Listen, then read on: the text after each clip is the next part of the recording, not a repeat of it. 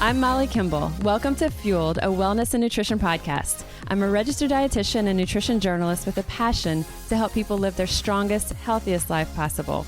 In my weekly TV segments and columns, there's a limited amount of time and space to cover everything, but there's so much more to share. This podcast is my opportunity to dive deeper into the topics you want to know about. This week's episode is about food and your mood and the role that nutrition plays in mental health. And let's be honest, there's a lot happening right now.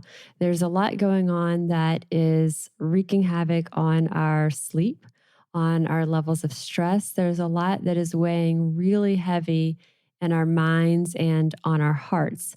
And so if in our typical lives, we don't really think too much about mental health, we don't really think too much about how we're dealing with stress or anxiety or depression, it might be a little bit more prominent in our world right now and how we're feeling.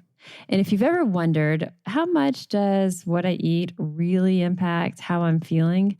I hope that after you listen to this podcast episode, you will agree with me that it is an unquestionable, undeniable yes. There is a huge impact in how what we eat affects how we feel. And if you are a regular listener of this podcast, then you know that I am a big believer in paying attention, tuning in to how food makes us feel. So how are we feeling that afternoon after what we eat for lunch, whatever we eat for breakfast, how is that leaving us a few hours later?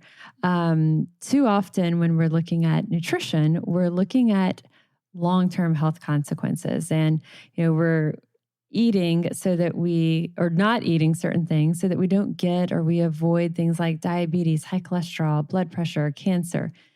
These are important, yes, but it's very hard for these things that seem so far away, so far out there for so many of us. It's hard to have that influence the here and now. It's hard for that to influence the choices we are making right now.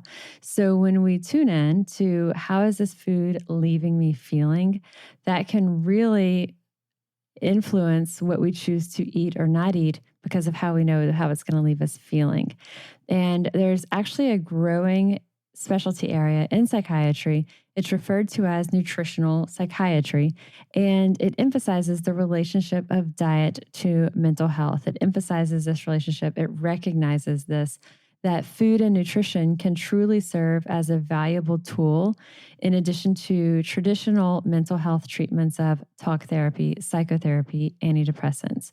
And it's not just depression that we are talking about. Food and nutrition play a key role in treating ADHD, Alzheimer's disease. It can even, what we eat can improve our reactions to just everyday stresses and anxiety. And a lot of times when we start to improve our diets, we're doing gradual changes. Sometimes we're doing giant overhauls, but a lot of times we're making these changes gradually. And where we started and where we are now, gosh, it's a lot different. But we've made these changes so gradually that we don't really often see just how impactful it is. And one of the things that I'll have clients tell me is they make these changes and over time, they're feeling good, they're feeling solid, but they're not really tuned in to just how good they're feeling until they go on vacation, for example, and they kind of slip back into their old ways and they're in vacation mode. So they're kind of enjoying themselves and they're like, wow, I didn't realize just how rotten I always felt when I was eating that way because it was normal. You get used to feeling how you feel. And when we're eating poor quality foods, we're eating foods that are not nourishing for us, it leaves us feeling tired, lethargic. It hinders our ability to deal with the everyday stresses and anxieties. But when we're making these very gradual changes and improvements to our diet, sometimes those changes that we experience and how we feel, it's very subtle. And unless we're really tuning into it, we may not notice it as we've made these little by little baby steps. But again, if you have done that and then you get off track, say it's a weekend event or whatever it is, it just kind of has you off of your usual game. And then you'll realize, wow, I feel like I was, wanted to take a nap. I was exhausted. I was, someone shared with me that after a weekend, it was one of our pre-coronavirus festivals here in New Orleans. And after a weekend of, eating and drinking that wasn't a normal occurrence, she felt really emotional. She felt very on edge, very emotional, very tearful at things. And she was like, what is happening? And had really gone back to kind of those old behaviors that she didn't realize, gosh, that was how she always felt. And so this is things that we've seen, we've observed. I've seen it with countless clients over the past couple of decades. You've probably experienced it yourself. You're like, yes, I get it. There hasn't been a ton of research on this though. More and more and more though, in the recent, 5 years, there's been a lot more research on this. And so I'll post some of the studies that I'm about to talk about. I'll post those in our episode notes. But there's tons of research out there. So I'll give you just kind of a couple of snapshots, a couple of highlights. So if again, you're like, yeah, really, how much does it impact how I'm feeling? Hopefully this will sway you. So a couple of different things that I think is interesting. So one, there was a review, and again, I'll link to these, but a review of 21 studies from 10 different countries found that people who have diets that are rich in vegetables, fruits, whole grains, fish, plant-based fats, all those things that we know we, quote, should be doing. But diets rich in these things, less likely to experience depression. People who eat a typical Western diet, fried foods, fast food, fried food, refined grains, sugary drinks, greater incidence of depression. And this is looking at 21 different studies from 10 different countries. More specifically, there was a trial called the SMILES trial. It was published in 2017, and they tracked 67 people who had depression, moderate to severe depression, and they tracked them for 12 weeks. So they split this group into two parts. Half of them met with a registered dietitian on a regular basis for nutrition counseling for a diet like what we just said. The other half did traditional talk therapy support group. And the results were stunning. So 1/3 of the people who met with the dietitian achieved what is referred to as clinical remission, meaning that they were no longer diagnosed or deemed depressed. So 1/3 of the people who met with the dietitian after 12 weeks were considered to be in clinical remission from depression, while only 8% of the support group only people were considered to be in remission. So imagine if you did both, so there was dietitian only, there was support group only. Now, what if we did both? That would be obviously, even more synergistic there. There was also a really giant study published last year, early 2019, that looked at 16 different very high quality studies. It included 46,000 people from the US, also Australia, Europe, and all 16 studies of these 46,000 people came to similar conclusions, ultimately, that yes, a healthy diet can make us feel better. Now, here's the thing though. It was 16 different studies from all different places in the world. So the quote, healthy diet that was used in each study is varied. It wasn't the same. It wasn't 16 studies following the same type of a diet. Some focus on diets for weight loss. Some were looking at vegan diets, low-fat diets, paleo, Mediterranean, you name it. But the consistent theme was that these diets were to improve health. They were healthier than what is a traditional Western diet of fast food, et cetera. And the consistent theme on all of these is that regardless of if the focus was on weight or vegan or Mediterranean style eating, that all of them had little or no ultra refined foods. So none of the fast foods, the white flours, added sugar, white carbs. So very little or no ultra refined foods. And the things that I think collectively we can all agree are not good for us, these were not included in there. So 46,000 people studied on, quote, healthy diets. All saw, all studies show that, yes, there's a direct link in how what we eat leaves us feeling. I'd like to take a minute to share about Nutrafol, sponsor for this week's podcast episode. Nutrafol is designed to support the growth of thicker, fuller, healthier hair from the inside out. When I first learned about Nutrafol, I asked my dermatologist about it, and she said that not only does she recommend it to her patients, she also uses it herself. And Nutrafol is a physician-formulated supplement that's made with botanical ingredients. And in addition to things that we can do, like backing off of damaging styling tools, heat, and chemicals, supplementing with Nutrafol helps to support healthier hair from within. So you can grow thicker, stronger hair and support our show by going to Nutrafol.com and using promo code FUEL to get 20% off. This is their best offer available anywhere, plus free shipping on every order. So 20% off at Nutrafol.com. Promo code is FUELED. Again, their best offer, 20% off at Nutrafol.com. That's Nutrafol.com using the promo code FUELED for hair as strong as you are. So a couple of other common themes. So number one, get that stuff out of there. Those ultra refined carbohydrates, added sugars, like we've got to get these out. And we'll talk about that in a bit. But a couple of other themes. These diets looked at the ratio of the types of fats. And so specifically omega-3s to omega-6s. And we know that fat plays a critical role in our brains. And that's one of the reasons why it is not good to follow a very low-fat diet. Or, some people, less now, but, back in the 90s, a lot of people were looking for that real low-fat diet. Not good because, when we really cut fats out from our diet, number one, we're left feeling really hungry. If we're completely cutting out as much fat as possible, what replaces it? Yeah, some protein, but it's really going to be a lot carb. But when we're talking about mental health, brain health, fats play a critical role in our brain. And fat actually accounts for a large portion of the weight of our brain, about 60%. And about 20% of this is the essential fatty acids, omega-6 and omega-3. And these are considered essential because our body doesn't make them. We must consume them in our diet.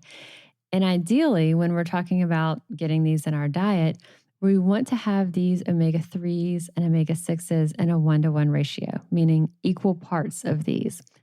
Problem is, our typical diets here in the US are overloaded with omega-6s.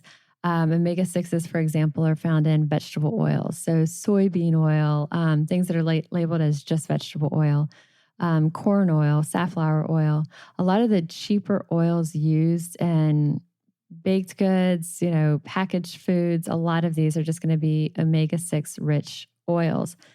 Our diets, typical American diets, are closer to about a 15-to-1 ratio, 15 being omega-6s, not 1-to-1. So like 15 times more omega-6s than what we need.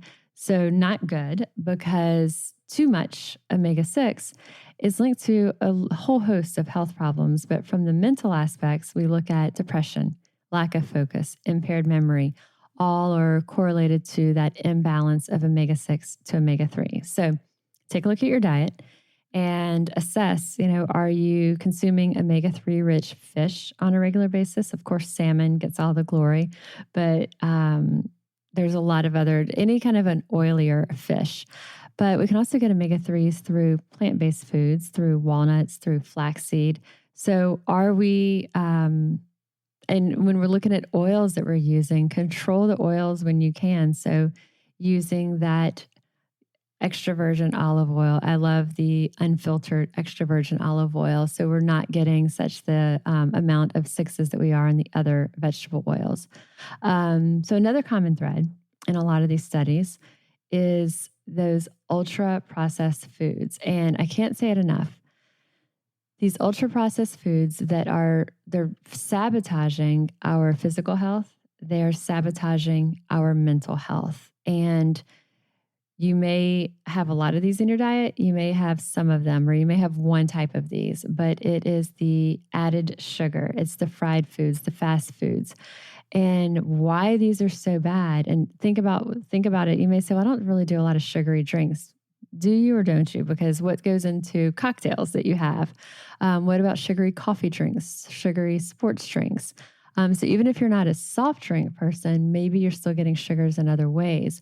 So when we look at these foods, though, these ultra processed foods, the added sugar, the fried foods, fast foods, we're basically filling our bodies with these compounds that truly damage our immune system and damaging it in part by increasing inflammation. And inflammation is bad for a lot of reasons we've discussed on this podcast. But as we're talking about brain health, inflammation can damage key proteins in the brain that actually help to protect against depression. And these key proteins are called neurotrophins, and they protect the brain against oxidative stress that causes cell damage. And these proteins also, they promote the growth of new cells in the area of the brain that's essential for learning and for our memory.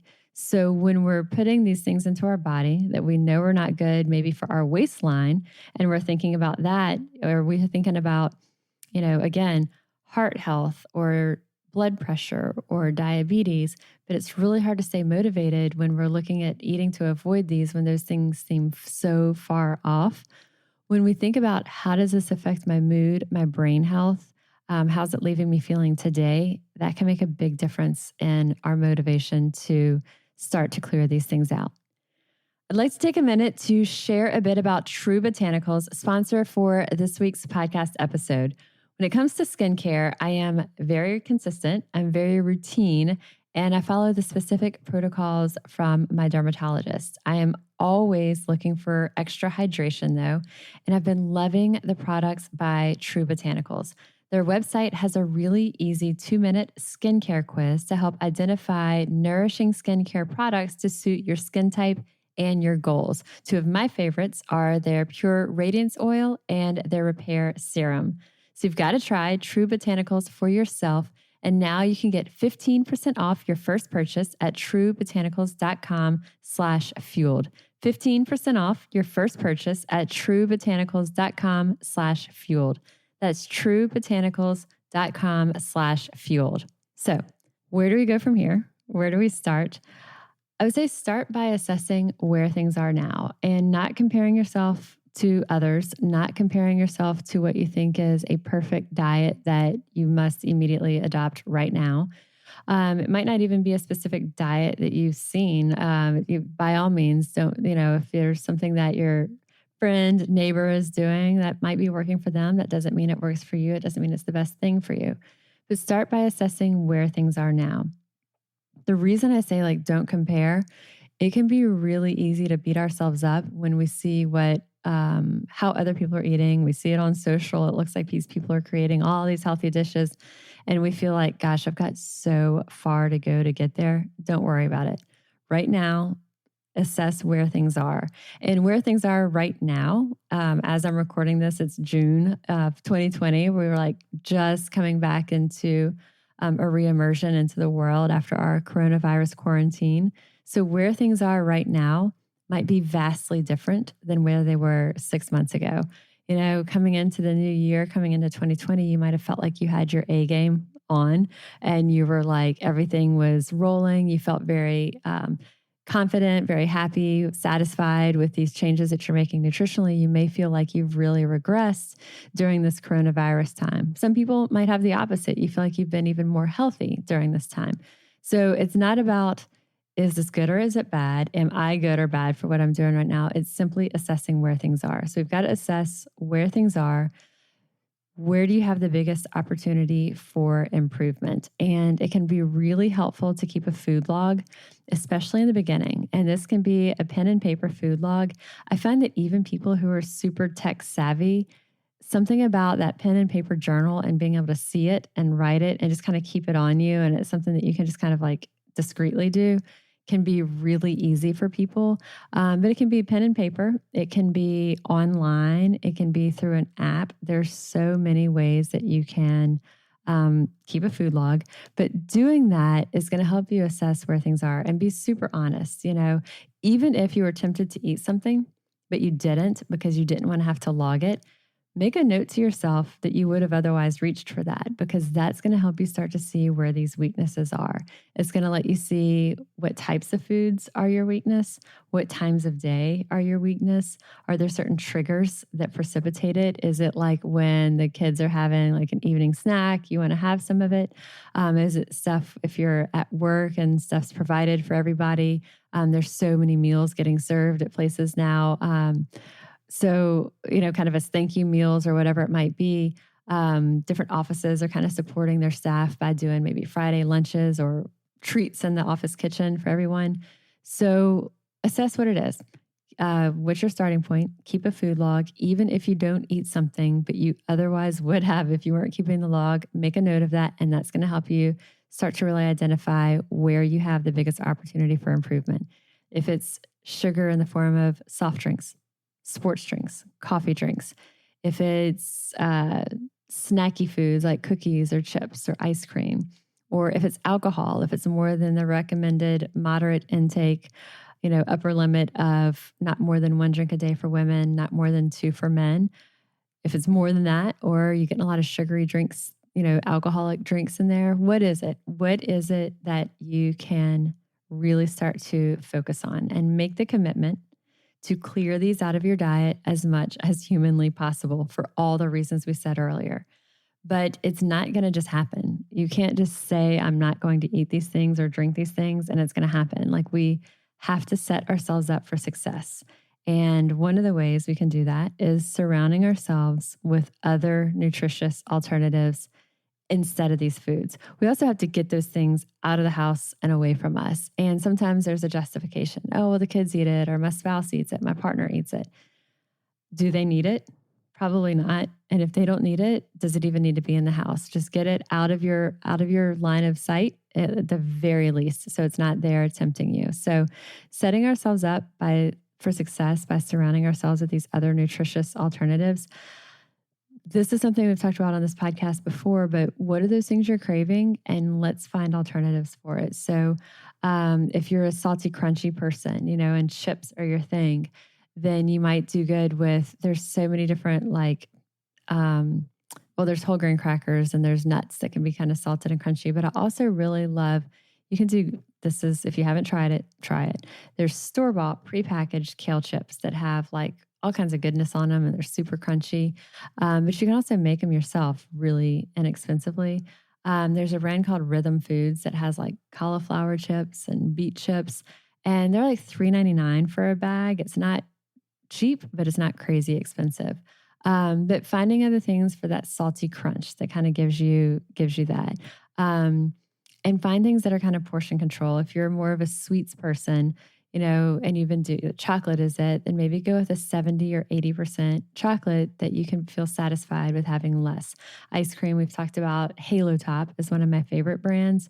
Higher protein, lower sugar.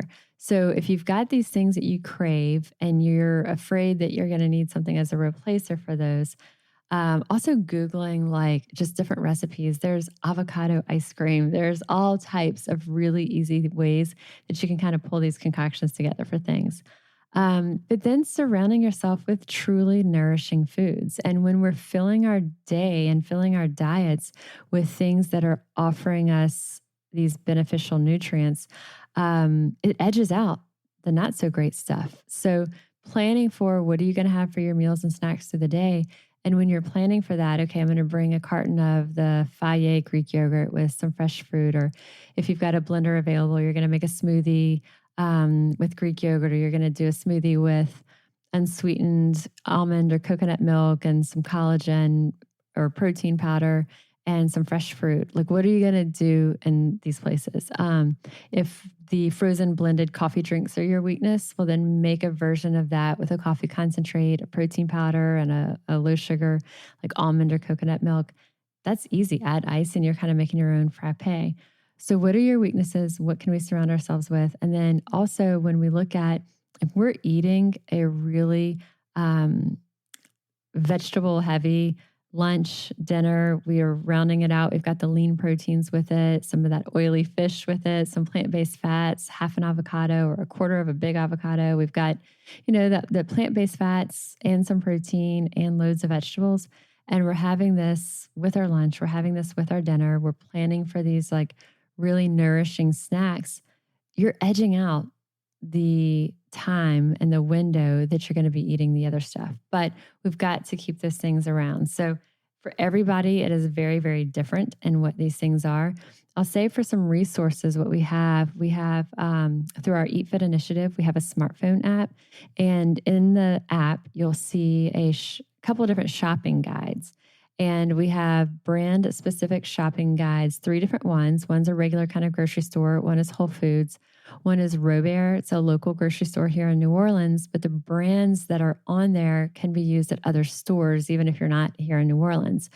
And so those brand specific shopping guides, we say which pasta sauce, which salad dressing, which breads, which, nut butters. And so that can really help give you some guidance as to how do you stock your kitchen and pantry. We've also done a podcast on how to stock the perfect kitchen and pantry. And so I can link to that one in the episode notes as well. But the bottom line is make the commitment to clear the stuff out of your diet as much as possible that is leaving us feeling less than optimal, and to set ourselves up for success by surrounding ourselves with these other nutritious options.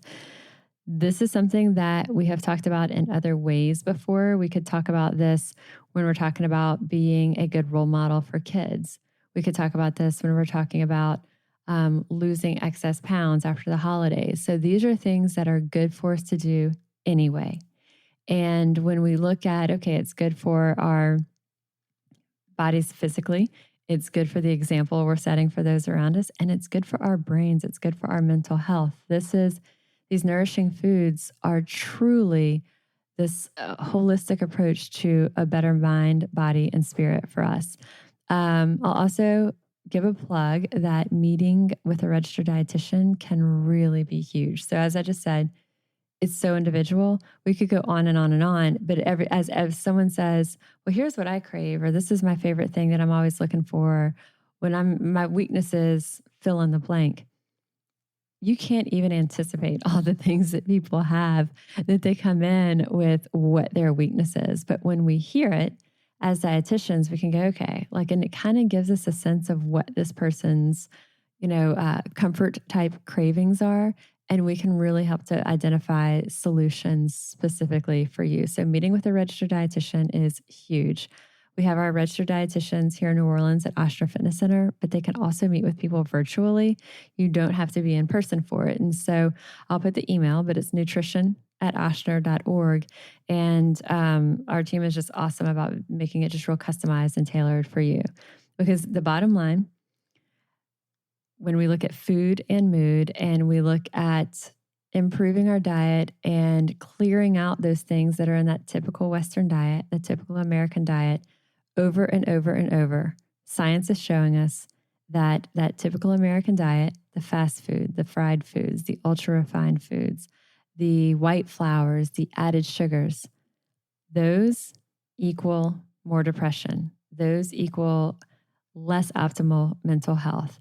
The diet's rich in the other stuff that we know we, quote, should be doing, directly correlated to less depression, less stress, less anxiety. It could not be clearer. The bottom line, you will absolutely feel better. And when we're eating and we're paying attention to the mental benefits, the mental well-being, the motivation is there for us to continue it. So stay tuned in to your body and your mind.